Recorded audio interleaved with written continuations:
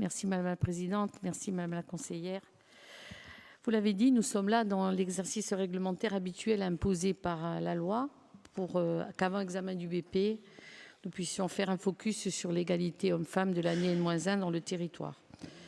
Nous sommes, vous le savez, tous les ans en faveur de ce type de politique comme vous et nous remarquons le travail qui a été fait. Je remarque aussi que notre conseillère exécutif a signé un édito Dona Vita Libertà qui renvoie au slogan en politique kurde utilisé par les indépendantistes face à l'Iran, à la Turquie, depuis les funérailles de Mahsa Amini. Peut-être pour nous inscrire dans une partition internationale de la condition féminine. Alors, en cohérence avec le plan interministériel pour l'égalité entre les femmes et les hommes présenté récemment par le ministre Aurore Bergé, nouvelle ministre, donc plusieurs enjeux majeurs s'imposent à la Corse. L'accueil et la prise en charge globale des femmes victimes de violences et leurs enfants sur tout le territoire, y compris dans le milieu rural.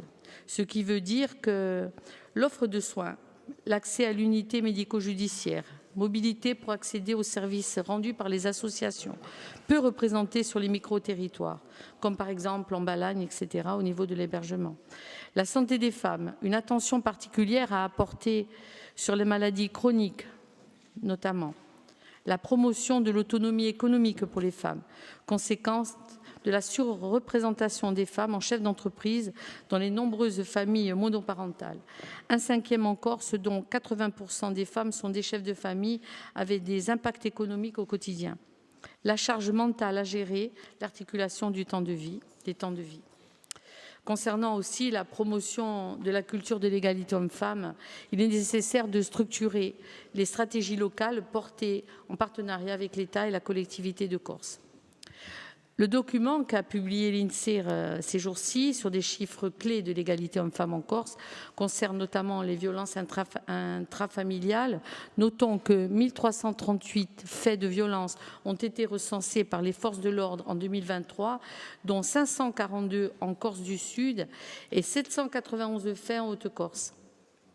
Près de 80% de ces faits relèvent de violences conjugales, c'est-à-dire au sein du couple.